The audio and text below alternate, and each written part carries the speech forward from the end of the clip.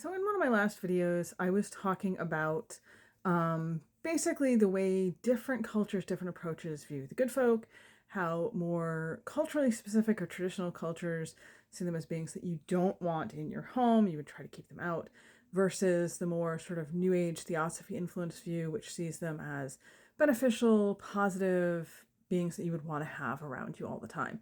And I've had two main kinds of comments on that video. One is asking about what about cultures that have a concept of house spirits? How does that work? And two, how does this work with me as someone who, as I've written about and made other videos about all over the place, is actively engaging with these beings as part of my witchcraft practice?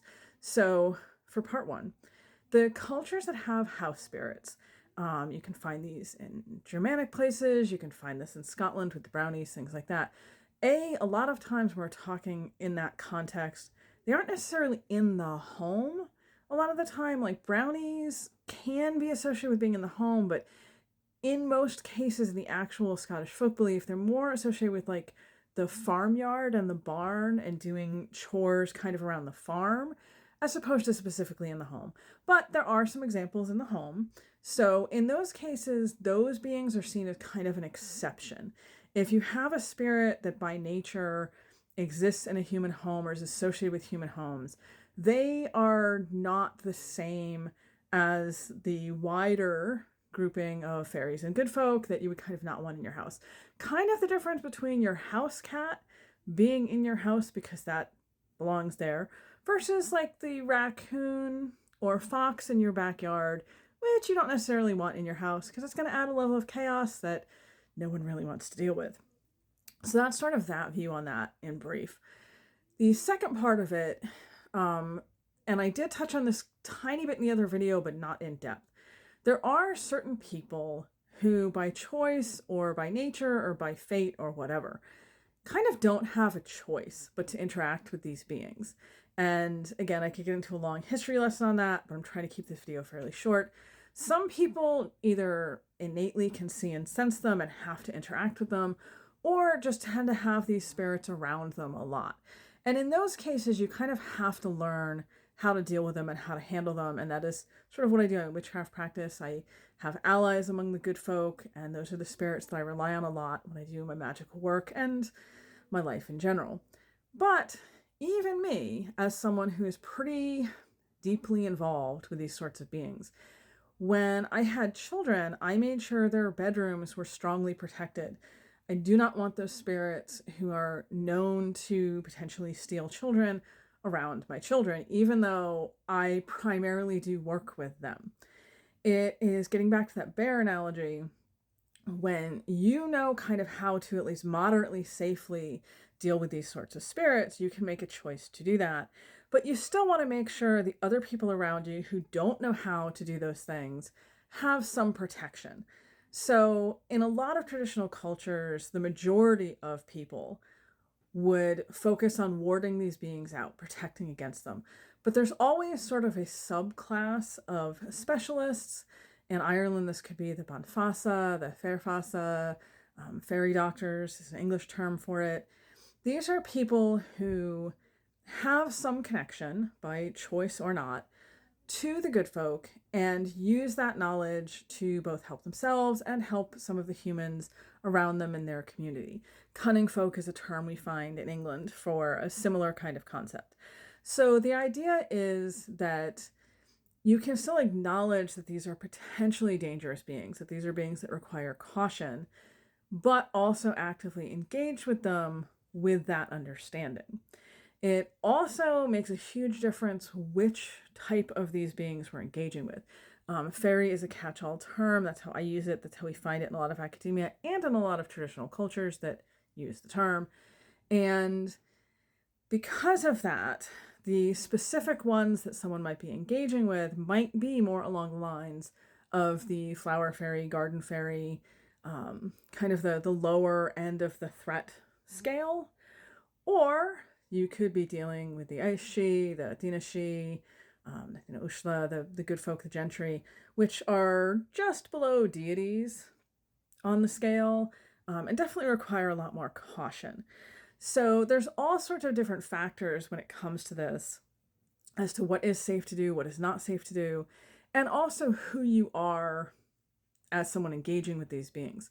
There's a long history of witches and fairies having connections, for good and for ill on the human end of things.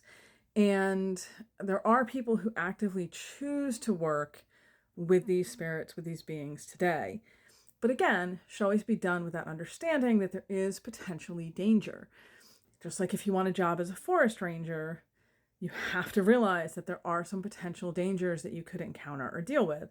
And then you understand how to do that, and you can do that more safely than other people. So that's kind of where I'm coming from with a lot of this.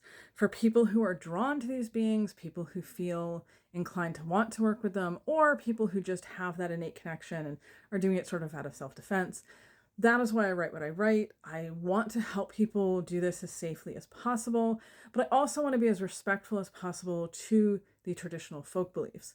So it's important to understand that a lot of times when I talk about like protections against the good folk, traditional beliefs around the good folk, I am sharing the material and the views of that bulk of the population who just wants to stay safe and protected from these beings. I do occasionally make videos where I do talk about actively engaging with them and why people would want to do that. It does have its benefits. There is a reason to do that. But just need to have people understand that base potential danger that's going on. Much like anything in the human world or in the spiritual world, you don't want to engage in something that could potentially be harmful without understanding how to mitigate that harm, both how to hopefully prevent it from happening and also how to deal with it if it does happen. So I'd had someone ask, why do I write books about my particular approach to witchcraft, which I refer to as fairy witchcraft. And someday I'll explain the story of how that name got put on there. If I'm constantly telling people, be careful around these spirits, be cautious of them. And that is kind of the reason why. I take a very early modern traditional approach to these things. There's a long history of witches in the early modern period and through today, actively engaging with fairies, having a spirit ally relationship with these beings. But it has to be approached, in my opinion, in a very particular way, and with an understanding that you as a human are not at the top of the food chain in this equation. Again, safety first. If you know how to do this safely, if you know what the beliefs are about why they might be dangerous and how to protect yourself from them, then you have a better chance of doing this work and doing it safely. I am in a position, because I'm very out and, upfront about what I do and the spirits that I work with, where I do have people coming to me on a fairly regular basis to ask my help with fairy related situations. I've had people contact me about elf shot. I'll do a separate video maybe tomorrow talking about what elf shot is, but people approaching me talking about elf shot, people approaching me talking about fairy possession, which is a thing that does happen. People talking about different situations they've gotten into where the fairies are actively trying to harm them. In one case, I had a woman come to me because of something connected to her husband, and they were literally doing their best to unalive him, and very nearly succeeding at it.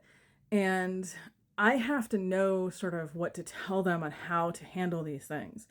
And it's also really kind of driven home to me that there is this potential danger involved. I have experienced it in small amounts in my own practice across, the last 30 something years. But I have also heard so many stories from other people that it just makes me really aware of the caution that is needed and the importance and value of having the knowledge of all the traditional folklore so that when things happen, you have a reference to know how to handle those situations. So again, house fairies, not a thing in Ireland. You just really want to keep them out. Even in other Celtic language speaking countries, there is kind of this idea of being very cautious about what you are inviting in. I would kind of argue that no matter where you are, be cautious about what kind of spirit you're inviting into your home in particular. But I hope that covers the two main points that I was getting questions about and kind of clarify some things. If it doesn't, ask in the comments and I'll just make another video.